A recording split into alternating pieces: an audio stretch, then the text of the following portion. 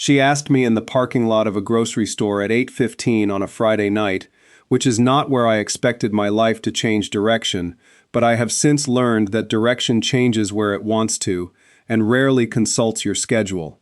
She was holding a canvas bag in one hand and her keys in the other, and she looked at me the way people look when they've already decided to ask something and are just confirming that the asking won't ruin what they already have. Her engagement party is tomorrow, she said. Evan's going to be there.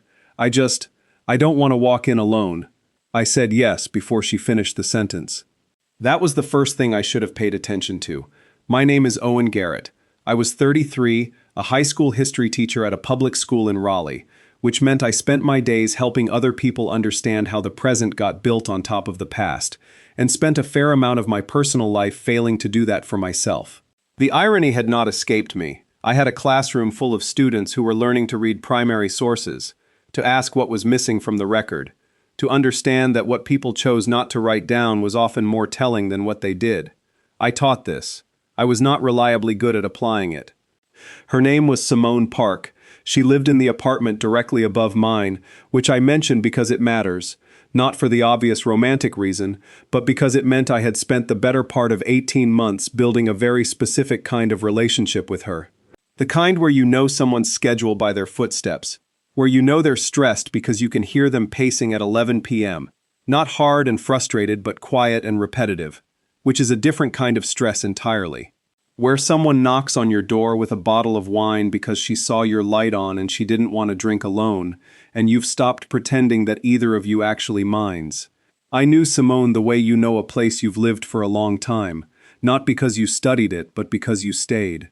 She was a graphic designer who worked mostly from home, which meant she was in the building during the hours I wasn't, and I sometimes came home to evidence of her that I hadn't asked for and quietly appreciated. A note on my door about a package that had been left in the lobby, a text asking whether the heater in my apartment was making the grinding sound too or just hers, the smell of whatever she'd cooked that afternoon finding its way through the ceiling in the early evening. She had opinions about typefaces that she delivered with the same conviction most people reserved for matters of actual consequence. She read actual books, physical ones, and sometimes left them outside my door with a post-it on the cover that said, "Either you should read this, or you probably won't like this, but I need someone to be wrong with." I had read 6 of them.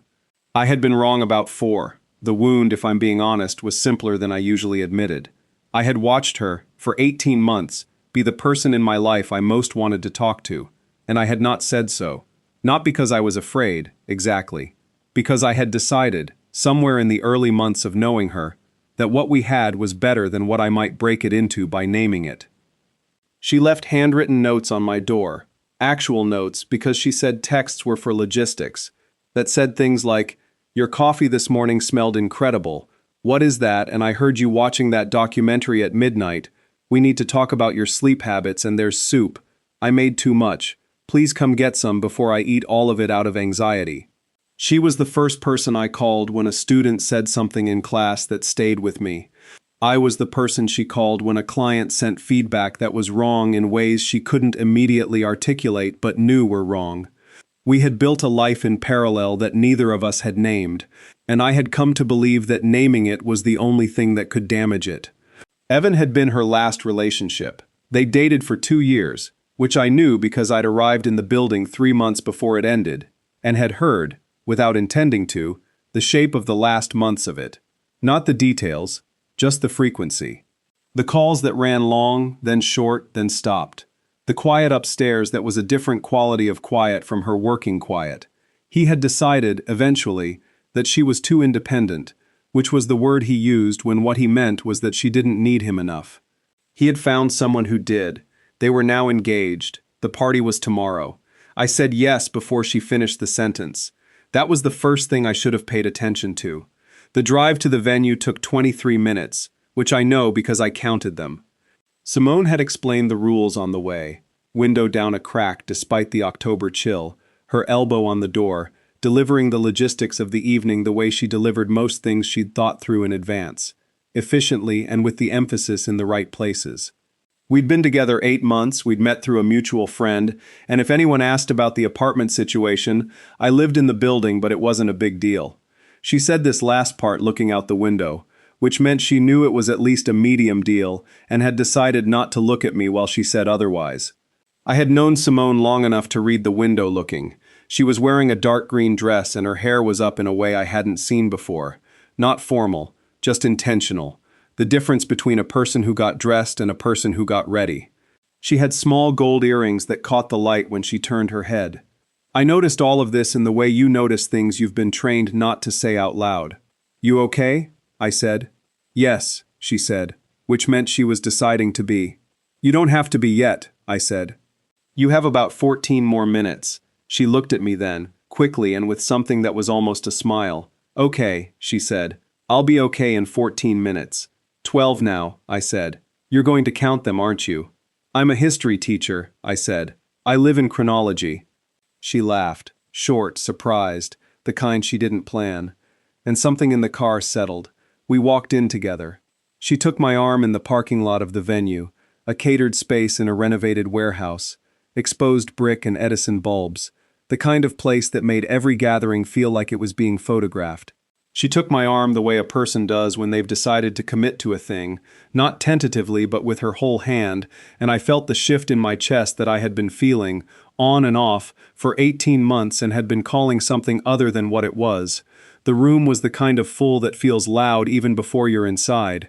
Someone named Priya saw us immediately and said, "Oh, you must be Owen," which told me Simone had mentioned me at some point in a way that made an impression. I said it was nice to meet her. Priya looked at me longer than was strictly conversational, and then at Simone, and said, "Good, just that," without elaborating, which I filed away. Evan was tall, with the particular confidence of a man who expected rooms to be pleased to see him. He was standing near the bar with his fiancée, a woman named Britt, genuinely warm, the kind of person who makes direct eye contact because she means it, and not because she's performing it. Britt shook my hand and said she was glad Simone had brought someone. Evan shook my hand and said, "So you're the neighbor," with an inflection I recognized from my classroom, the one that means I already have a conclusion and I'm asking to confirm it. "Among other things," I said. Simone squeezed my arm slightly, not nervously, like she'd heard something she didn't mind. We moved through the party. I did what the situation called for, not performing, but present. The way you learn to be present after enough years in a classroom where the room can feel what's real and what isn't. I held her drink when she needed both hands. I laughed at the things that were actually funny and stayed quiet when they weren't, because Simone noticed the difference, and I had long ago stopped condescending to her by faking enthusiasm. There was a moment about an hour in, near the long table of food that no one was really eating, when Evan found us standing with a small group and joined the conversation in the way men sometimes do when they want to take its measure. He asked about my job with the tone people use when they find teaching a charming fallback for someone who couldn't do something more ambitious. I said what I always said, which was that I'd had the choice and chosen this, which was true and which tended to recalibrate the tone of that kind of question fairly efficiently. "Simone always did like the principled ones," Evan said, with a smile that was shaped correctly but not built right. "That's a good thing to like," I said. He looked at me for a moment, recalibrating. Then someone called his name from across the room and he went, and Simone set her glass down on the table beside her, with the particular precision of someone who has just decided not to say the thing they thought of. "You didn't have to do that," she said quietly, not looking at me. "I know," I said. "I wanted to." She was quiet for a moment. Then, still not looking at me. "He used to say I was hard to be with, that I wanted too much independence for the kind of relationship he wanted. He wanted someone who'd feel lucky," I said. "You don't feel lucky, you feel chosen. Those are different." She turned to look at me then, fully, with an expression that was hard to read quickly, like a woman encountering something she hadn't been prepared for and wasn't sure yet what to do with. Then she picked up her glass again and said simply, "Yes." "Exactly," and looked back at the room. At some point her friend Dara cornered me near the appetizers and said, in a tone I recognized as a test, "She hasn't brought anyone to anything in 3 years. Not once. You know that?" "I know," I said. "Do you know why?" I looked at her steadily. "Because she doesn't do things for show," I said. "She does them when she means them." Dara looked at me for a moment. "Good answer," she said, and picked up a cracker. The hard part came around 10 o'clock. when the toast started, and the room contracted around the couple at the center of it. Evan and Britt were by most visible measures happy, and I watched Simone watching them with an expression I'd seen on her face once before, at the end of a conversation she'd had on her phone, 2 floors up 6 months ago, when I'd been walking past the building and heard the end of it through her window, and known by the quiet afterward that something had gone wrong. It wasn't grief exactly, it was something quieter and more private. The look of someone watching a door close on a room they had once hoped to be in, and being decent enough not to say so. I was standing next to her. I didn't put my arm around her. I just turned slightly toward her, so that the geometry of where I was standing said without words that I was there, and whatever the room was doing, I was beside her. She leaned her shoulder into mine. One small, deliberate movement. I stayed very still. We left a little after 11. The night air was cool and the parking lot was quiet after the noise of the room, and we walked to the car without saying much. I unlocked it. We got in. I started the engine and didn't drive. "You were good in there," she said. "You were better," I said. "You didn't have to be anything you weren't." She was quiet. The heater ran. Outside, a few other people were filtering out of the venue, laughing about something. "Owen," she said. "Yeah. Why does it feel real to me?" I turned to look at her. She wasn't looking at me, she was looking at the space above the dashboard, and her voice had done something I hadn't heard it do before.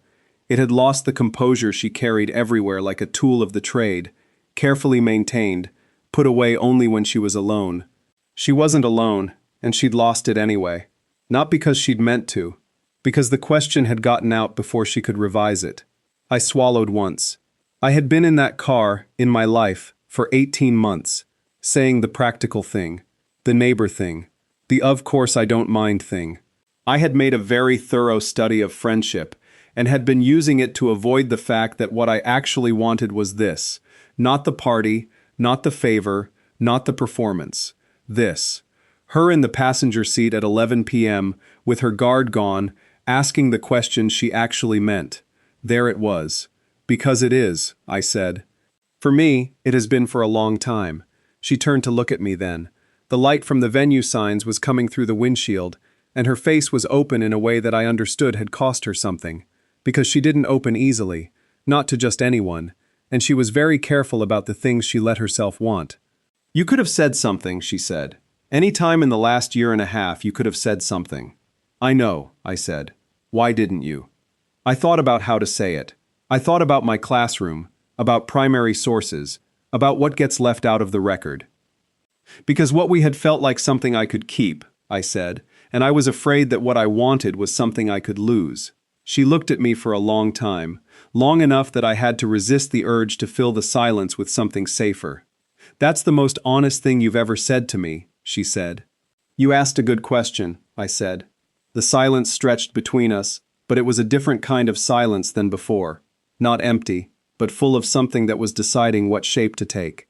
Then she said quietly, "I have a note I wrote 6 months ago, on actual paper. I never put it under your door. I waited. It said, among other things, that I was grateful you existed below me, and that I had started measuring days by whether you were home yet, which I thought was probably information." A pause. "I decided not to give it to you because I didn't know what you'd do with it, and I couldn't afford to lose the footsteps." Something in me that had been braced for a long time simply stopped. "I'm not going anywhere," I said.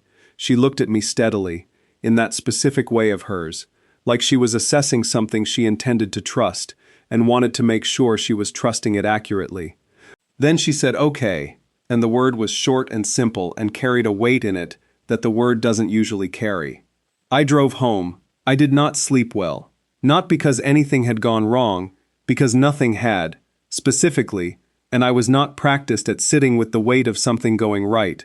I lay awake running the conversation back through my head, finding the places I could have said more, the places she had said more than she might have intended, the way her shoulder had leaned into mine for one small deliberate moment during the toasts. I had been very careful, for a long time, not to want this too specifically. Now it was specific and it was sitting in my chest with the particular mass of things that have been put off long enough that when they arrive all at once. I fell asleep around 3, I woke up at 7 to a text from Simone that said only, "You're still down there, right?" I texted back, Yes. She sent back, "Good." And then after a pause, "I've been thinking." I waited. No follow-up came. I made coffee. I graded a set of essays on the causes of World War I, which was either a meaningful or a very ironic activity for that particular morning, depending on your perspective. At 11 I heard footsteps on the stairs, not her usual pace, which I knew as well as my own, slower, like someone who was deciding something on the way down. She knocked at 11:12.